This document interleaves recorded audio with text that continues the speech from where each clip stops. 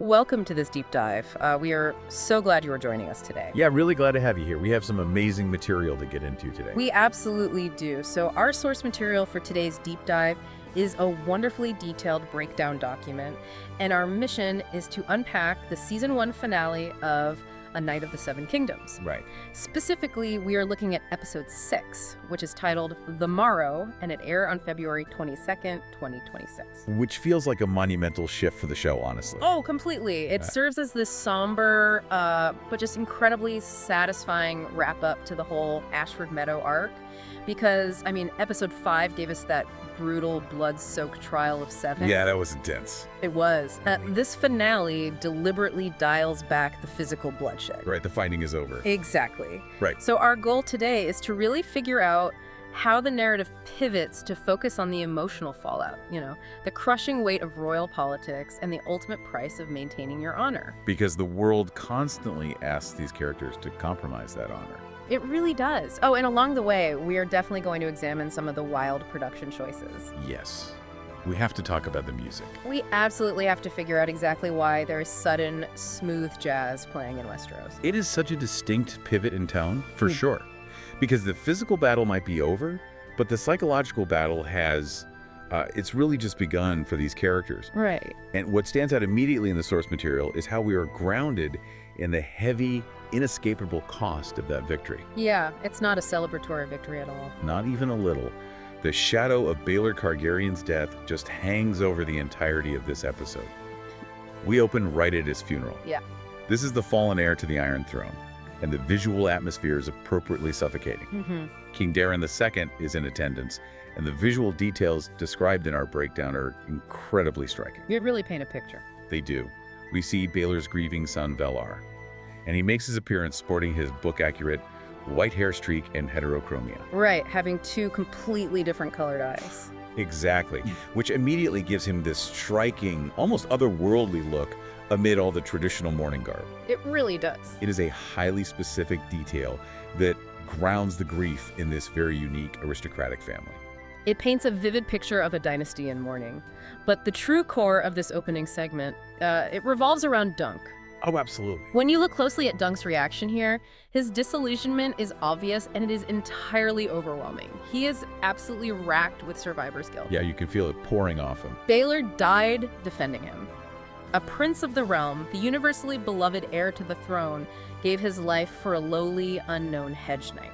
Right. And Dunk explicitly declares that he is, quote, done with princes. Such a powerful line. It is. And I want you, the listener, to really imagine that scenario for a second. Think about achieving a massive, impossible victory. But the direct cost of your survival is the life of your greatest, most powerful ally. It would completely shift a person's worldview. Exactly. He went into this tournament looking up to these figures, and now he can barely stand the sight of them. It is a paradigm-shifting trauma for him. Huh. If we connect this to the bigger picture of his character development, survivor's guilt of this magnitude is an incredibly complex emotion to process. For sure. Dunk isn't just grieving a friend or a mentor.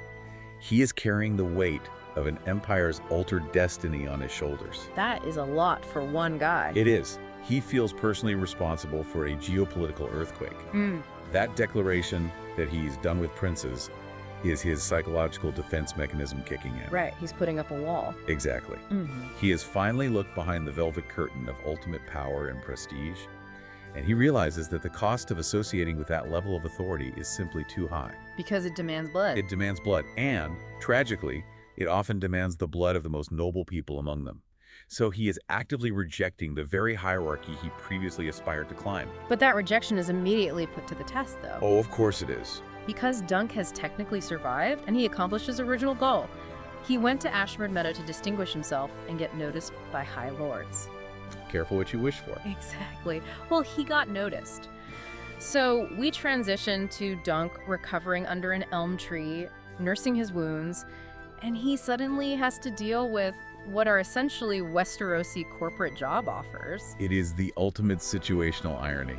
It really is. The universe hands him exactly what he wanted, right at the exact moment he no longer wants it. Right. So the first offer comes from Lionel Baratheon, who tries to recruit Dunk to come work for him at Storm's End. And this scene is actually pretty funny. It carries a surprising amount of comedic relief. Lionel is in the middle of dismissing his own terrible maester, who is apparently trying to use a smudge stick. Like literally a burning bundle of herbs. Literally a smudge stick instead of actual medieval medicine on Dunk's wounds. Which is wild. But amid that comedy, Lionel is very passionate about his pitch.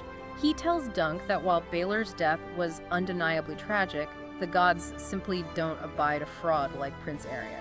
He is offering Dunk a place with someone who supposedly values rugged truth over royal pageantry. It is a tempting offer on the surface. Yeah. Largely because it comes wrapped in this rugged, seemingly anti-establishment Baratheon charm. Yeah, the Baratheons always have that vibe. I do. Lionel is pitching himself as the cool boss who cuts through the bureaucratic nonsense. Right. But then the second offer arrives, and it comes with significantly more prestige and, consequently, far more baggage. Oh, here we go. Baelor Targaryen summons Dunk. He offers Dunk a permanent place at Summerhall. That's a huge deal. It is. The deal structured here is that Egg can continue squiring for Dunk, and in return, Mykar's own master-at-arms will finish Dunk's knightly training. It's the ultimate fast-track corporate promotion. Exactly. You get the formal training you lack, you get the unparalleled security of a royal household, and you get to stay with the kid you formed this deep bond with. All of this under the protective, well-funded umbrella of a Targaryen estate. But he turns them both down. He does. In looking at this, it struck me that Dunk realizes taking their coin inevitably means taking their commands. Yes. He sees those offers not as opportunities, but as gilded cages. He knows that the moment he accepts a position at Storm's End or Summerhall, his sword is no longer his own. It belongs to the political whims of a high lord. Exactly. That is precisely the realization he comes to. Dunk learns a brutal but invaluable lesson through the trial and its aftermath. True knightly honor is so much easier to maintain when you aren't beholden to the political machinations of the aristocracy. Because the moment you take a lord's coin, You absorb their enemies, their agendas, and their moral compromises. spot on. Dunk looks at these prestigious offers and recognizes them as traps. This raises an interesting parallel for anyone listening. Think about the structures in your own career or life. That is a great point. How often does taking the prestigious path, the high-paying corporate gig, or the perfectly secure job mean eventually having to compromise your own core values to satisfy an employer? It happens all the time. Dunk actively chooses the harsh, unpredictable reality of the road because it is the only place he can truly retain ownership of his own moral compass. It is a bold move, choosing uncertainty over a compromised security. And Dunk choosing to walk away from these established power structures actually presents an interesting contrast to what happens on a smaller scale with another character. Oh yes, Raymond Fossaway. Exactly. Raymond takes a completely different approach to navigating a toxic environment. We get to witness the official birth of the Green Apple Fossaways. Which is just a fantastic moment of world building. It gives us a glimpse into how the vast heraldry of Westeros actually evolves. Right. Raymond officially breaks off to establish his own distinct branch of House Fossaway. His choice of sigil is wonderfully pointed. He chooses a green apple specifically to distance himself from his cousin's red apple. It is a complete rebrand meant to send a very public message. It really is, and it is great to see Red, who is now Lady Rowan, of course, getting this underdog victory after everything they went through in episode 5. The camp follower who helped him out of his armor. Yes. They are married, and the source reveals she is already pregnant. It is a quiet, triumphant subplot amidst all the aristocratic mourning. It serves as a necessary counterbalance to the heavy themes of the main plot.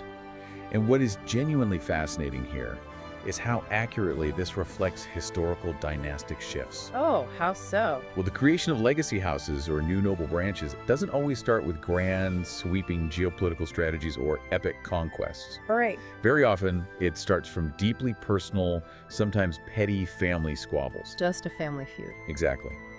It is a cousin who simply cannot stand another cousin, or the urgent, visceral need to formally distance oneself from toxic, dishonorable relative. Right, just cutting out the rot. Raymond looked at the rotting core of his own family, represented by his cousin and that red apple, and decided to plant a completely new seed. I love that analogy.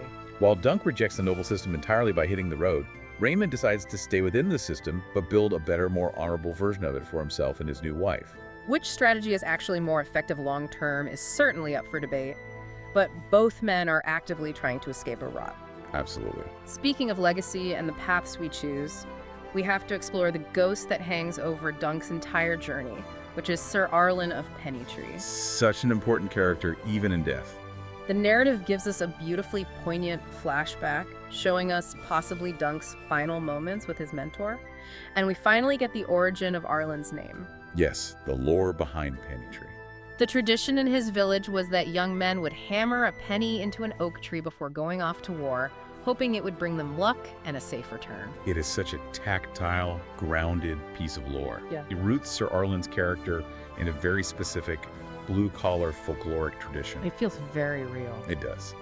We spend so much time in this world focusing on high lords with ancestral Valyrian steel swords and ancient prophecies. Yeah. But here we have a reminder of the small folk. These are just young, scared men hammering literal pocket change into tree bark, hoping the universe will spare them in whatever lord's war they've been drafted into.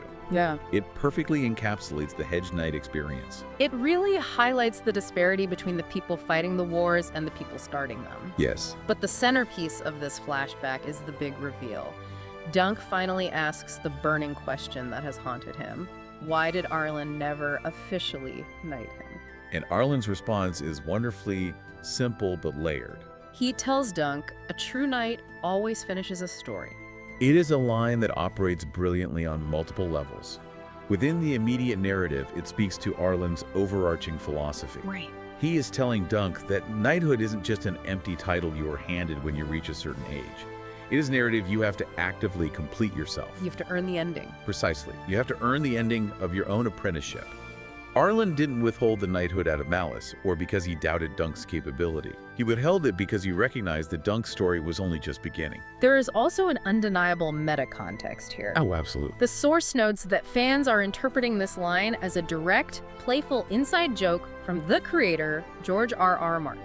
It is hard to read it any other way. It really is. You have a legendary creator who is famous for his incredibly deliberate, heavily scrutinized, and sometimes agonizingly slow writing pace, deliberately inserting a line about how true honor requires finishing a story.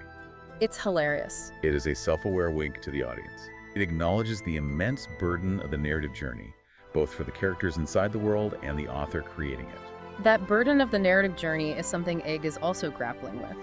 We have to look at how Egg's immediate future is resolved, which happens through a surprisingly emotional and vulnerable conversation with King Daeron II. A fantastic scene. The king shares a truly tragic insight regarding Prince Aerion. He tells them that Aerion, who has been established as this absolute monster throughout the arc, wasn't always that way. No, he wasn't. The king specifically notes that Aerion used to be a, quote, glad child.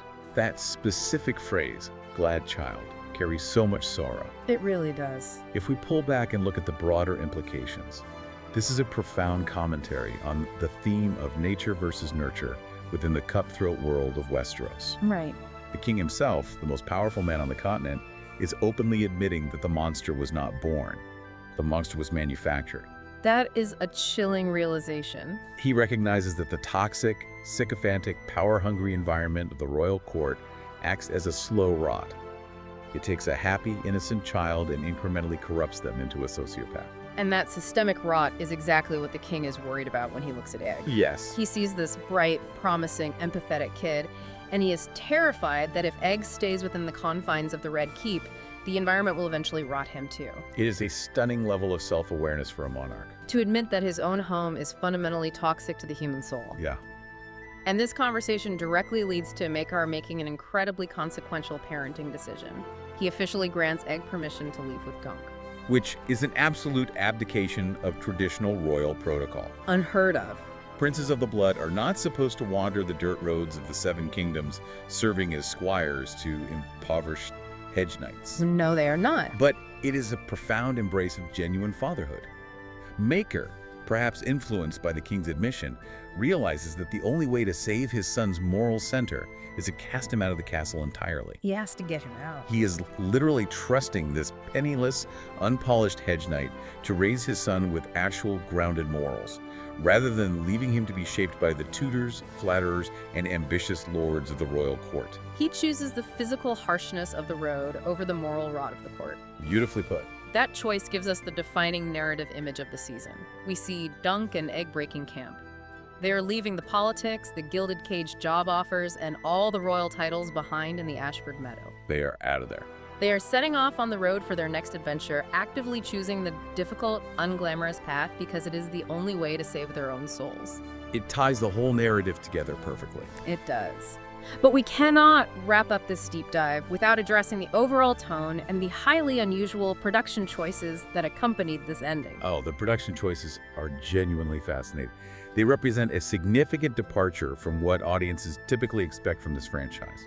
So the breakdown includes a specific note about the director, Sarah Dina Smith, and the wildly bold musical landscape she crafted for this finale. It was a huge risk. The source points out that these choices completely set the episode apart from the traditional sweeping orchestral scores we usually associate with Westeros. Right, no grand cellos or sweeping violins here. No! For instance, there is a sudden, unexpected drop of smooth jazz that plays during that comedic Lionel Baratheon scene with the smudge stick. Smooth jazz. And even more surprisingly, the episode actually closes out with the classic working-class folk song, 16 Tons. Which is just a brilliant choice. Having smooth jazz and a 1940s coal miners anthem play in a high fantasy setting is certainly a choice. It sounds chaotic or perhaps overly modern on paper, but intellectually, it serves as a stroke of thematic brilliance. Okay, unpack that for us. Thematic dissonance is a highly effective tool when used correctly. Let's analyze the choice of 16 Tons closing out the episode as Dunk and Egg hit the road. Right. That song is fundamentally the ultimate anthem of the exploited blue-collar worker. Yeah, owing your soul to the company store. Exactly. It is about the person who literally owes their soul to the company store, trapped in an endless cycle of labor and debt. By using that specific song over the final shots, the director is drawing a crystal clear, modern parallel to Dunk's socioeconomic reality. It reframes how we view the entire profession of a hedge knight. It completely changes it. Dunk isn't just a romantic wandering hero, he is essentially a blue-collar independent contractor. He is trying to navigate an economy dominated by mega corporations, which in this world are the great noble houses. Exactly. The High Lords offered him a permanent place in their company store with those cushy job offers at Storm's End and Summerhall. If he had said yes, he would have owed his soul to the Baratheons of the Targaryens.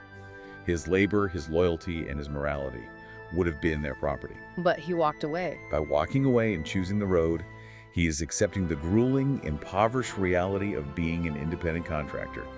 He will struggle to feed himself, and his armor will rust, but he retains total ownership of his soul. Wow. The music brilliantly underscores the hidden socio-economic layer of the narrative that often gets lost beneath the shiny armor and chivalric vows. I owe my soul to the company store, but Dunk looks at the contract and says, no thanks, I'll keep it. Exactly. It is an incredibly grounding way to frame the ending of a fantasy season. It brings all the lofty themes of honor and legacy right back down to the dirt and the reality of earning a daily living. To synthesize everything we've explored from this source material today, Episode 6 really serves as a masterclass in demonstrating that surviving the physical battle is only ever half the fight. The Trial of Seven was just the bloody prologue. The real enduring challenge for these characters is surviving the systemic machinery of their world without losing their humanity in the process. Yeah. That is the core lesson Dunk and Egg carry with them as they pack up their camp and head onto the road. It is a lesson that resonates far beyond the screen. And as we leave you today, I want to leave you with a final thought to mull over, building on that dynamic between Dunk and his new squire. We applaud Dunk for walking away from the corrupting influence of the court to keep his honor intact. Right. But by taking Egg with him, is Dunk actually saving the future king's soul? Or is he inadvertently teaching the heir to the Iron Throne to simply run away from the very kingdom he will one day have the responsibility to rule? If a toxic political environment is so powerful that it can take a glad child and slowly rot them into a monster, is it ever actually possible for a genuinely good person to stay inside a corrupt system and fix it from within? Or does the system always win in the end? That is a fascinating tension to consider as their journey continues. Thank you so much for joining us on this deep dive. It has been incredibly rewarding to unpack the layers of this season finale with you. Keep questioning the stories you consume. Always look for the deeper mechanics driving the narrative, and we will catch you next time.